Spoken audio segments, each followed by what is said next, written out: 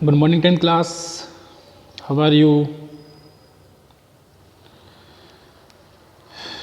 देखो आज हम नेक्स्ट टॉपिक हमारा क्या होगा, रेस्पिरेशन होगा। ठीक है, रेस्पिरेशन के अंदर देखो सिंपल सा सबसे पहले बात करते हैं रेस्पिरेशन की डेफिनेशन क्या है। ठीक है, रेस्पिरेशन की डेफिनेशन मैंने यहाँ लिखी है, क्या लिखी है, oxidation of food to gain energy.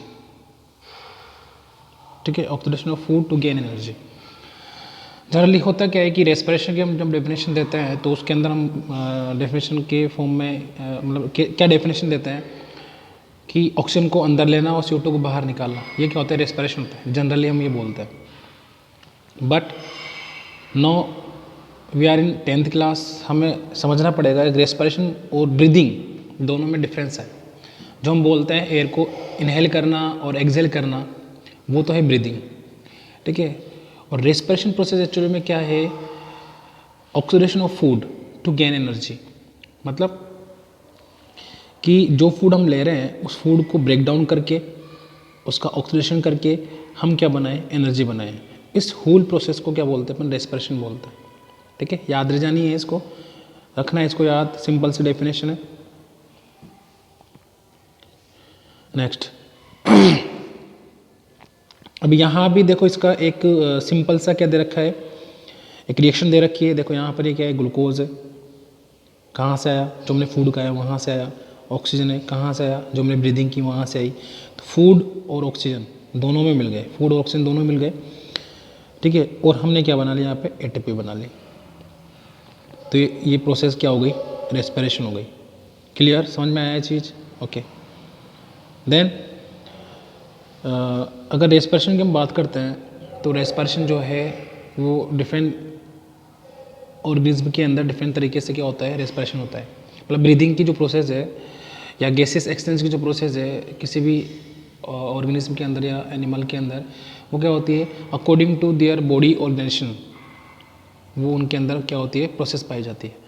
किस तरह से, मैं क्या बोलना चाह रहा हूँ वो इस तरह से समझो कि ह्यूमन बींग्स के अंदर तो क्या होता है, जैसे यहाँ पर हम बात करें लैंड एनिमल्स की, ह्यूमन बींग्स के अंदर या एनिमल्स के अंदर या फिर टेरेस्ट्रियल या लैंड एनिमल्स जो होते हैं उनके अंदर रेस्पिरेशन के लिए, मतलब ब्रीदिंग के लिए क्या होते हैं, लंग्स होता है।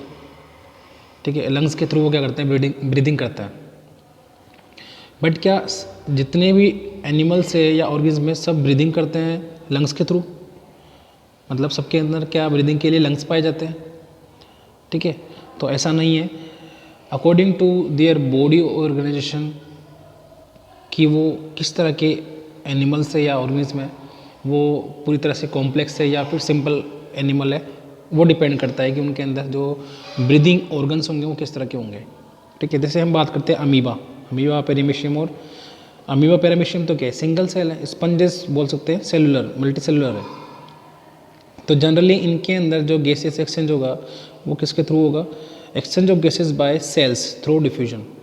तो डिफ्यूजन के थ्रू सेल्स क्या करेंगी, गैसेस एक्सचेंज करेंगी डायरेक्टली। समझ में आ रहा है।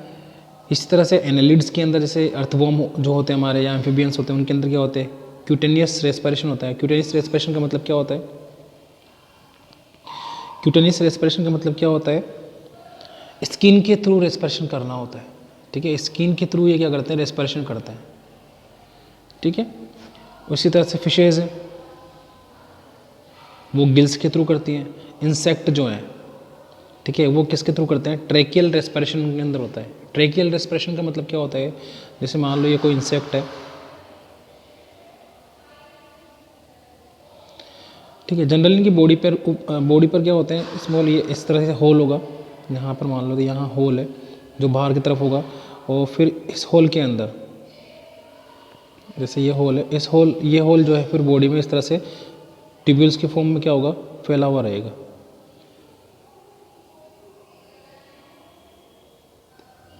ठीक है, तो मतलब ये हुआ कि इस होल के थ्रू जो है वो गैस जो है वो जो भी गैस वो इनटेक कर रहा है या बाहर निकाल रहा है वो इस होल के थ्रू जाएगी बॉडी के अंदर, फिर इन ट्यूब्स के थ्रू बॉडी के अंदर स्प्रेड होगी। इसलिए इसको बोलते हैं tracheal respiration, branch air tubes. ठीक है, ब्रांच एयर ट्यूब्स होती हैं जनरली। स्पायरिकल क्या होता है, जो मैंने बोला ना स्टार्टिंग में, ये होल होता है जिसके थ्रू ये ब्रांचेस निकल रही है और पूरी बॉडी में जो है एयर क्या होती है स्प्रेड आउट होती है, तो इसी को हम क्या बोलते हैं स्पायरिकल, ओपनिंग ऑफ द ट्यूब्स। तो जनरली इंसेक्ट के अंदर इस तरह का रेस्पिरेटरी ऑर्गन देखा जाता है। No we are talking about land animals या टेरेस्ट्रियल एनिमल्स की हम बात करें तो उनके अंदर जो रेस्पिरेशन होगा कैसा होता है, लंग्स के थ्रू क्या होता है रेस्पिरेशन होता है, जो जिससे कि एग्जांपल हम हमारा खुद का एग्जांपल हम याद रखेंगे। ओके तो ये बेसिकली इनमें से क्वेश्चन कई बार पूछा जाता है, 1 मार्क्स का क्वेश्चन इनमें से पूछा जाता है, तो ये इसलिए मैंने यहाँ बता दिया है ताकि देखो है सिंपल सा, लेकिन यहाँ से जनरली क्या होता है क्वेश्चन पूछा जाता है। Okay sorry, next we are talking about type of respiration. ठीक है, टाइप ऑफ रेस्पिरेशन का मतलब ये हो गया, अब किस बेसिस पे हमने रेस्पिरेशन को क्लासिफाई किया है। देखो सिंपल सा याद रखना है कि रेस्पिरेशन को हमने प्रेजेंस ऑफ ऑक्सीजन और एब्सेंस ऑफ ऑक्सीजन की बेसिस पे डिवाइड किया है।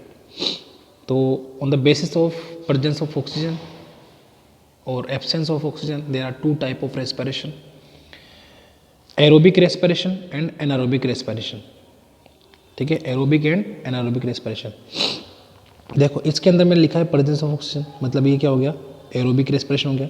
इसमें मैंने लिखा है विदाउट ऑक्सीजन या lack of oxygen, both are the anaerobic respiration.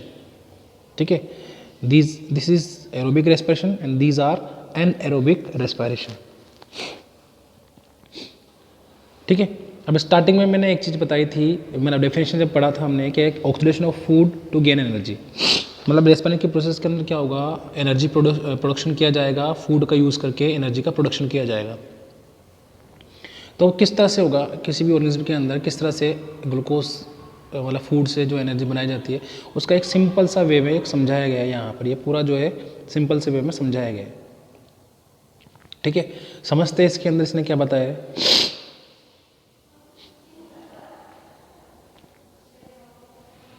देखो हमने क्या किया, फूड लिया, फूड को हमने टीथ के थ्रू उसको स्मॉल पीसेस में डिवाइड किया, फिर वो कहाँ गया, स्टमक के अंदर गया, वहाँ वो डाइजेस्ट हुआ, फिर इंटेस्टाइन के अंदर गया, वहाँ वो कंप्लीट डाइजेस्ट हुआ, देन वो एब्जॉर्ब हुआ, एब्जॉर्ब होकर फूड को कहाँ डाला गया, ब्लड के अंदर।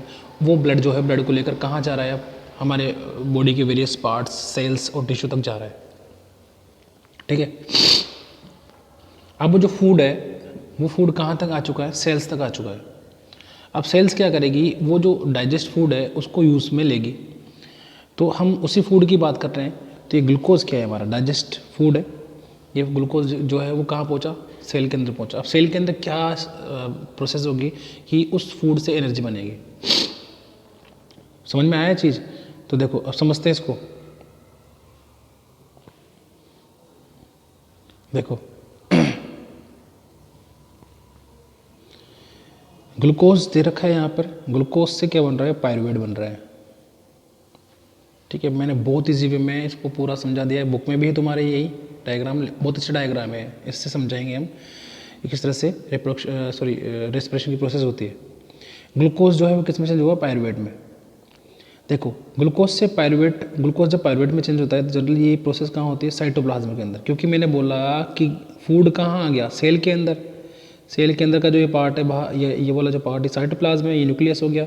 ठीक है, इसके अंदर माइटोकॉन्ड्रिया, एंडोप्लाज्मिक रेटिकुलम, जाने और भी बहुत सारे क्या होंगे, डिफरेंट टाइप ऑफ क्या होंगे ऑर्गेनेल्स होंगे।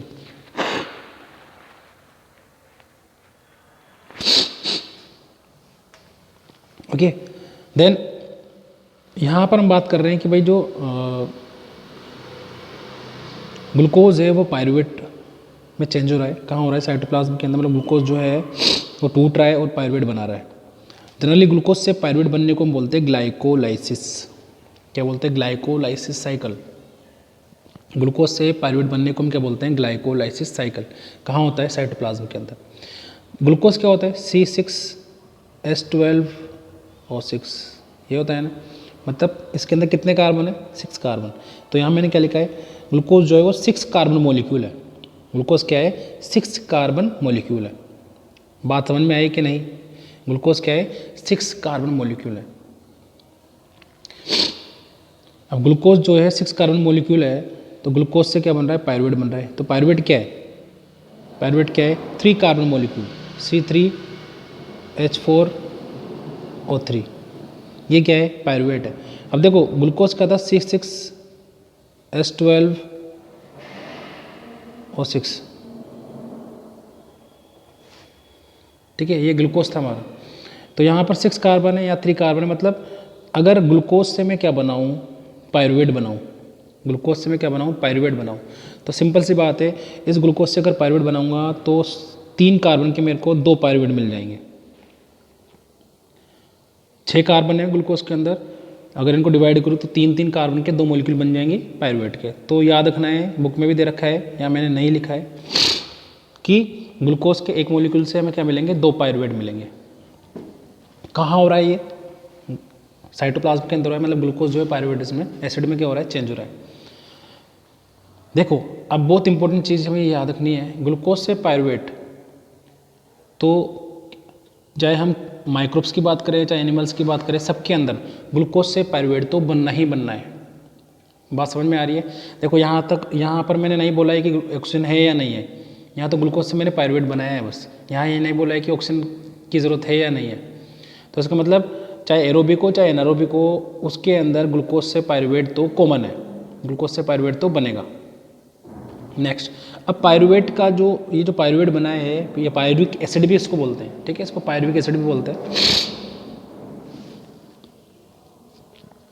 तो ये जो पायरुवेट बना है या पायरुविक एसिड बना है, इसका फ्यूचर क्या होगा? इसका फ्यूचर का मतलब ये आगे जाकर इसको किस तरह के प्रोडक्ट बनाना है या कितनी एनर्जी इसको बनानी है, आगे जाकर कितनी एनर्जी इसको बनानी है, वो डिपेंड करेगा कि ऑक्सीजन है या नहीं।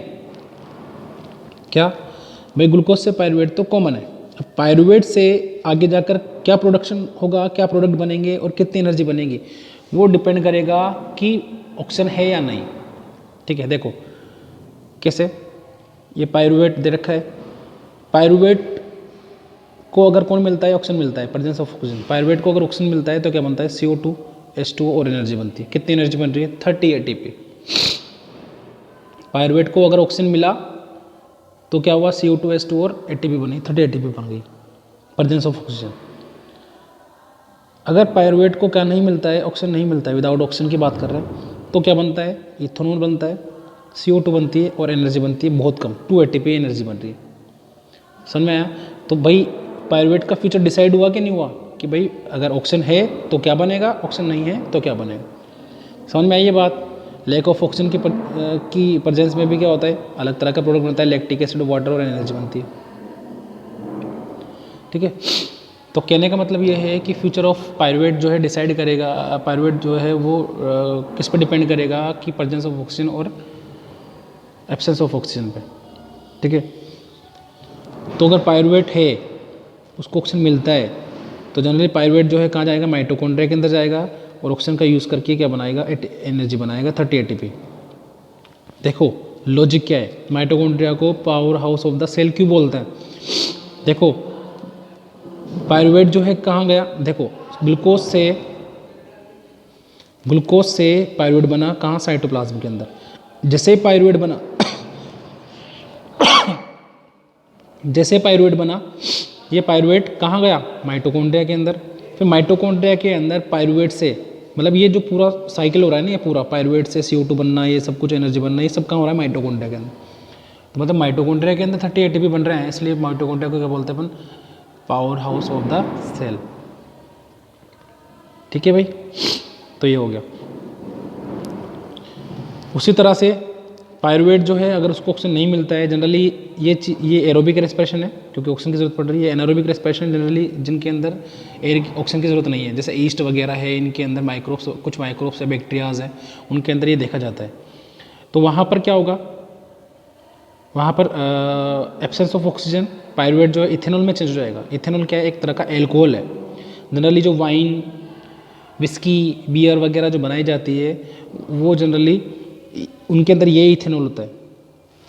ठीक है, मतलब वो बनाई जाती है तो उनको बनाने में इनका यूज़ होता है ईस्ट का, क्योंकि ईस्ट क्या करता है, देखो ईस्ट क्या करेगा, जिसकी हम वाइन बना रहे हैं, जैसे मान लो हम क्या बन रहे हैं, किसी सीरियल की या बारले की या किसी भी तरह के सीरियल्स की हम क्या कर रहे हैं, वाइन बना रहे हैं या विस्की बना रहे हैं, तो उस सीरियल को हम क्या करेंगे, ईस्ट डालेंगे वहाँ पर, ईस्ट क्या करेगा, उसको यूज़ करेगा और उसको किस में चेंज कर देगा, इथेनॉल में, इस तरह से हमें वाइन मिल जाएगी।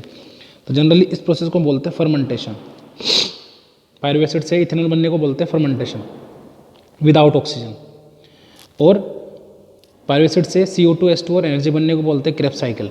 कहाँ होता है, माइटोकॉन्ड्रिया के अंदर। एक थर्ड कंडीशन क्या है, ठीक है, थर्ड कंडीशन क्या है, लैक ऑफ ऑक्सीजन। अगर ऑक्सीजन की कमी है तो क्या होगा, जनरली लैक्टिक एसिड बन जाता है। जैसे हमारे मसल्स जो है जब हम हाईली फिजिकल एक्सरसाइज कम करते हैं, जैसा रनिंग हो गया, जिम हो गया, इस तरह की अगर एक्सरसाइज करता है तो उस कंडीशन में क्या होता है, हमें ऑक्सीजन की ज़्यादा ज़रूरत पड़ती है। लेकिन अगर इनफ उनमें ऑक्सीजन नहीं जा रहा है तो सिंपल सी बात है, बॉडी को लैक ऑफ ऑक्सीजन होगा, और लैक ऑफ ऑक्सीजन होने की वजह से मसल सेल्स जो हैं, हमारे मसल सेल्स जो हैं, उनके अंदर क्या होगा, लैक्टिक एसिड बनेगा, ठीक है। और इसकी वजह से हमें क्या होता है, पेन होता है। जब हम ज़्यादा एक्सरसाइज वगैरह करते हैं तो हमें ज़्यादा जो पेन होता है वो किसकी वजह से होता है, लैक्टिक एसिड की वजह से होता है। बात समझ में आए कि नहीं। तो ये जो है लैक ऑफ ऑक्सीजन की वजह से होता है। तो there are 3 type of respiration. Generally basic जो है वो 2 टाइप ऑफ रेस्पिरेशन हो गया, एरोबिक, एनारोबिक। एरोबिक के अंदर ऑक्सीजन की जरूरत पड़ेगी, एनारोबिक के अंदर हमें किसी मतलब ऑक्सीजन की जरूरत नहीं पड़ेगी, ठीक है। क्लियर, समझ में आया बात ये। आई होप समझ में आ गया होगा ये वीडियो। काफ़ी इंपॉर्टेंट जो है यहाँ से क्वेश्चन पूछे जाते हैं, याद रखना है हमें, यहाँ से क्वेश्चन पूछे जाते हैं, ठीक है, इंपॉर्टेंट है ये, तो इसको याद रखना है। Okay, thank you. अगर कोई फिर भी कोई प्रॉब्लम हो तो ऑफलाइन क्लास में हम इसको डिस्कस करेंगे। Okay, thank you.